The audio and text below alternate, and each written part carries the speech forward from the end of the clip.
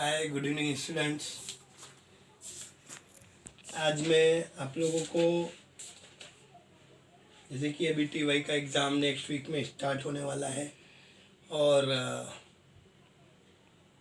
ये आप लोगों को पूरा ऑब्जेक्टिव्स एमसीक्यूज़ रहेंगे, बट सम बेस्ड रहेंगे।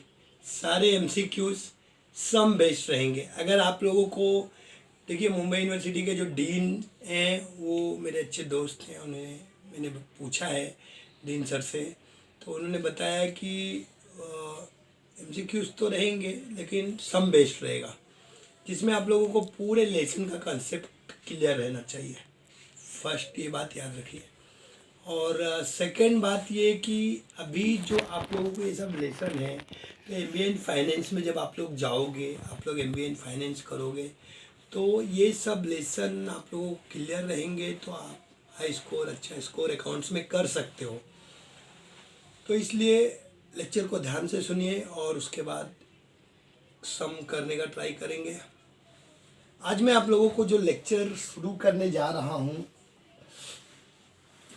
वो TY B Com and TY BAF, जिन बच्चों ने, जिन स्टूडेंट्स ने प्लेन बीकॉम लिया है उनको फाइनेंशियल अकाउंटिंग में, और जिन स्टूडेंट्स ने बैफ यानी bachelor of accounting and finance जो स्पेशलाइज फाइनेंस ग्रुप से कर रहे हैं, उनका भी लेसन है। उन दोनों को ये लेसन है लिक्विडेशन ऑफ कंपनीज।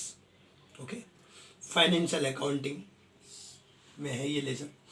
आज मैं आप लोगों को लिक्विडेशन ऑफ कंपनीज कैसे किया जाता है, लिक्विडेशन कंपनीज का जो लिक्विडेशन होता है वो कैसे होता है, कैसे पूरा सेटलमेंट किया जाता है, आज उसके बारे में मैं आप लोगों को कंसेप्ट बताने जा रहा हूँ। देखिए, लिक्विडेशन जो होता है वो क्या होता है कि कंटिन्यू अगर कंपनी बिजनेस करते करते इंसॉल्वेंट हो जाती है। इंसॉल्वेंट हो जाने का मतलब होता है कि जैसे कोई बिजनेसमैन है, उस बिजनेस का बोला जाता है कि ये इंसॉल्वेंट हो गया, मतलब इसका दिवाला निकल गया, ये कंगाल हो गया पूरी तरह से।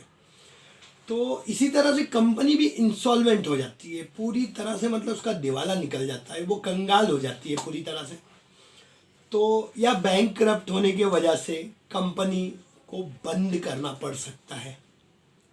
तो क्या होता है, जो अभी ये लिक्विडेशन जब कंपनी, यानी जब कंपनी बंद हो रही है, कंपनी पूरी तरह से, अब उस कंपनी के सारे असेट बेच दिए जाएंगे और सारी लाइबिलिटीज पेड करके ख़त्म कर दिया जाएगा। उसके बाद एंड में हमें देखा जाएगा कि हमारे शेयर होल्डर्स के पास पैसे बच रहे हैं या नहीं बच रहे हैं या कम हो पड़ रहे हैं, वो सब कुछ हमें एंड में फाइंड आउट किया जाता है। ओके, लिक्विडेशन, देखिए कंपनी के जो ओनर होते हैं वो शेयर होल्डर्स होते हैं। इक्विटी शेयर होल्डर्स जो होते हैं वो कंपनी के ओनर होते हैं। ओके, तो ये लोग डायरेक्टली कंपनी के असेट को सेल नहीं करते। ये लोग कंपनी के असेट को सेल करने के लिए एक एडमिनिस्ट्रेटर अपॉइंट करते हैं। वो एडमिनिस्ट्रेटर जो होता है ना, उसको कहा जाता है लिक्विडेटर। ठीक है, जैसे हम कोई भी काम करना, हम बीमार हुए तो डॉक्टर से कंसल्ट करते हैं।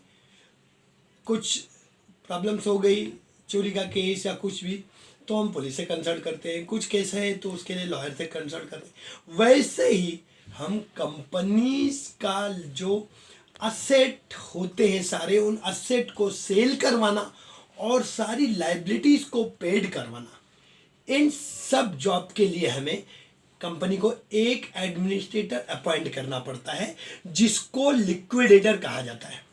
लिक्विडेटर जो होता है वो कमीशन बेसिस पे, उसका एक कमीशन होता है, उसका एक रेमुनरेशन होता है।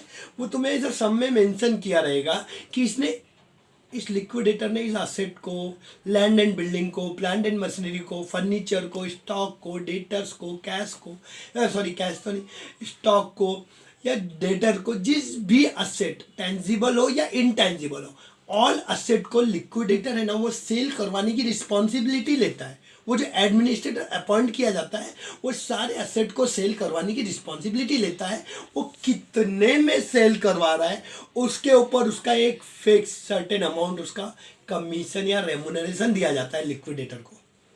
तो अभी तुम्हें जो करना है इस लेसन में इस तरह से करना है कि तुम्हें लिक्विडेशन ऑफ कंपनी का जो प्रोसीजर करना है कैसे करना है। तुम्हें देखिए ये लेसन का नाम है liquidation of companies. Okay, liquidation of companies. अब लिक्विडेशन ऑफ कंपनीज में ना तुम्हें क्वेश्चन किस तरह से दिया होगा, देखिए मैं आप लोगों को आज एक सम को बताने का ट्राई करता हूँ। देखिए ये पेज नंबर 205 जो अभी लेटेस्ट बुक मनन की नवंबर 2019 में सेकंड रिवाइज एडिशन पब्लिश हुआ है, उसके पेज नंबर 205 में तुम्हें क्वेश्चन नंबर 6 जो दिया हुआ है। अब इसमें तुम्हें क्या दिया होता है कि जो कंपनी का लिक्विडेशन हो रहा है, यानी जो कंपनी वाइंडिंग आप कह सकते हैं कि कंपनी बंद होने जा रही है और कंपनी का लिक्विडेशन करना है, सारे एसेट को सेल कर देने हैं और सारी लाइबिलिटीज को पेड करना है। और पेड करने के बाद देखना है कि इक्विटी शेयर होल्डर यानी जो ओनर होते हैं कंपनी के, उन इक्विटी शेयर होल्डर्स के हाथ में क्या अमाउंट बच रहा है, ये तुम्हें फाइंड आउट करना पड़ेगा इस लेसन में। ओके, अब देखिए क्वेश्चन नंबर 6 में क्या दिया था। Balance sheet of Notwell company limited as on 31 December 2017 was as follows. Okay, 8,000 preference share of ₹10 each, 80,000, 12,000 equity share of ₹10 each, 1,20,000, bank loan 4 lakh, 8% debenture 1 lakh, interest outstanding on debenture 8,000 and creditor 2 lakh. Okay, ये पूरे liabilities दी हुई हैं। अब आते हैं हम asset के side में। Land and building 25,000, other fix asset 2 lakh, stock 5,25,000, debtors 1 lakh, profit and loss account 58,000। ये हमें असेट दिए हुए हैं। अब नीचे एडजस्टमेंट क्या दिया हुआ है। The company went into liquidation on the date. Okay, prepare the liquidator's statement of account after taking into account the following. Liquidation first number adjustment, liquidation expense and liquidator remuneration amounted to ₹3,000 and ₹10,000 respectively. Bank loan was secured by pledge of stock, यानी stock को mortgage रख के bank loan लिया गया है। Company ने जो bank loan लिया था वो अपने कंपनी के स्टॉक को मॉर्गेज रख के लिया था। Debenture and interest thereon are securities are floating charges on all asset. Debenture और इंटरेस्ट जो भी दिया गया है, debenture holder are the creditor of the company, company के क्रेडिटर्स होते हैं। तो वो जब अपने पैसे देते हैं ना तो कंपनी की किसी ना किसी प्रॉपर्टीज को वो लोग मॉर्गेज रख लेते हैं।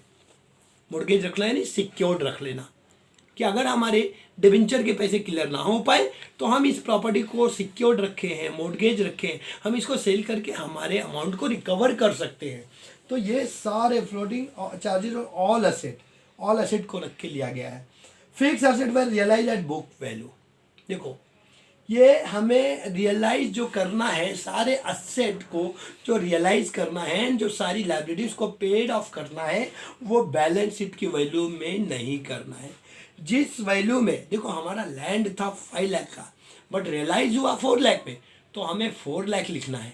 ओके, अब यहाँ पे क्या फिक्स एसेट वर रियलाइज एट बुक वैल्यू, मतलब जितने भी फिक्स एसेट थे, फिक्स एसेट यानी जो हमारे बिजनेस में फिक्स रहते हैं, जैसे कि land, building, plant, machinery, furniture, vehicle, computer, goodwill, patent, trademark, royalties, ये सब जो हमारे बिजनेस में फिक्स रहते हैं, वो सारे फिक्स एसेट में से जो भी होगा वो बुक वैल्यू पे रियलाइज हुआ, यानी बैलेंस शीट वैल्यू पे रियलाइज किया जाएगा। And current asset like stock, debtors, cash, bills receivable, cash in hand, cash at bank, everything जो लिक्विडेशन होते मतलब जो यानी कंटिन्यूस बिजनेस में आना जाना जिनका लगा रहता है उसको करंट एसेट बोलते हैं, शॉर्ट पीरियड के लिए जो होता है। तो ये 80% बुक वैल्यू पे रियलाइज हुआ। ओके, अब हमें ये बैलेंस शीट और एडजस्टमेंट को देख के एक स्टेटमेंट बनाना होता है जिसको बोलते हैं liquidator final statement of account Northwell limited. Okay, अब देखो इसमें हमारे एसेट कितने में रियलाइज हुए, फिक्स एसेट रियलाइज हुए हैं बुक वैल्यू पे। पहले हमें इसमें क्या करना होता है, देखो आप लोगों को पहले कंसेप्ट में बता दूं क्या करना होता है। जिस वैल्यू पे हमें फिक्स एसेट रियलाइज करने को कहा जाएगा उस वैल्यू हमें देखो बैलेंस शीट को देख के हमें लिक्विडेटर्स फाइनल स्टेटमेंट अकाउंट जो बनाना पड़ता है। लिक्विडेटर फाइनल स्टेटमेंट अकाउंट जो बनता है उसके दो साइड होते हैं। पहले लेफ्ट साइड में रिसिप्ट साइड लिखते हैं और राइट साइड में पेमेंट साइड लिखते हैं। हम क्या करते हैं कि सारा असेट लिक्विडेटर स्टेटमेंट जो फाइनल स्टेटमेंट बनता है, लिक्विडेटर फाइनल स्टेटमेंट, सारे रिसिप्ट यानी हमारे कंपनी के सारे फिक्स असेट, सारे करंट असेट कितने में सेल हुए हैं उनको पहले रिसिप्ट साइड में, क्योंकि वो रिसिप्ट हुआ। कंपनी ने जब कोई भी असेट को सेल किया तो कंपनी के पास पैसे आए, मिलेंगे पैसे, रिसीव करेगी कंपनी, तो उसको रिसिप्ट कहा जाता है। और उसके बाद है ना जो ये राइट हैंड साइड है उसमें पेमेंट साइड बनाया जाता है। कंपनी एक एक करके ना सारे लोगों के पेमेंट करती जाएगी और एंड में देखा जाएगा कि इक्विटी शेयर होल्डर्स के पास कुछ पैसे बचे कि नहीं। ओके, अच्छा तो पहले लेफ्ट हैंड साइड पे पहले रिसिप्ट पूरा देख लेते हैं। जैसे फिक्स एसेट रियलाइज हुआ वो कितने में रियलाइज हुआ, रियलाइज कितने में हुआ वो देखना है हमें, बैलेंस शीट में कितना वैल्यू है वो नहीं देखना है। तो रियलाइज कितने में हुआ वो रिकॉर्ड करेंगे, फिक्स एसेट कितने में रियलाइज हुआ, करंट एसेट कितने में रियलाइज हुआ, ये सारा एसेट जो भी है हम कितने में रियलाइज किए, stock, data, cash, land and building, plant and machinery, furniture, ये सारा डेबिट साइड में हम लिख देंगे। और क्रेडिट साइड में आके हम ये लिखेंगे कि हमको जो पेमेंट करना है, हमें जो एक एक चीज़ों का पेमेंट करना है वो पेमेंट हमें कितने में करना है वो पेमेंट का साइड हम देखेंगे। अब पेमेंट साइड में हमें देखिए ऑर्डर में पेमेंट करना है। हमें जो पेमेंट करना है वो देखिए स्टूडेंट्स ये बात याद रखो कि कोई भी पेमेंट पहले नहीं करना है। जैसे हमें सबसे पहले लिक्विडेटर का कमीशन जो बनता है या लिक्विडेटर का रेमुनरेशन जो बनता है वो हमें सबसे पहले पेड करना है। ओके, सबसे पहले ये बात याद रखो कि देखो लिक्विडेटर रेमुनरेशन और लिक्विडेटर्स कमीशन ये सबसे पहले पेड करना है।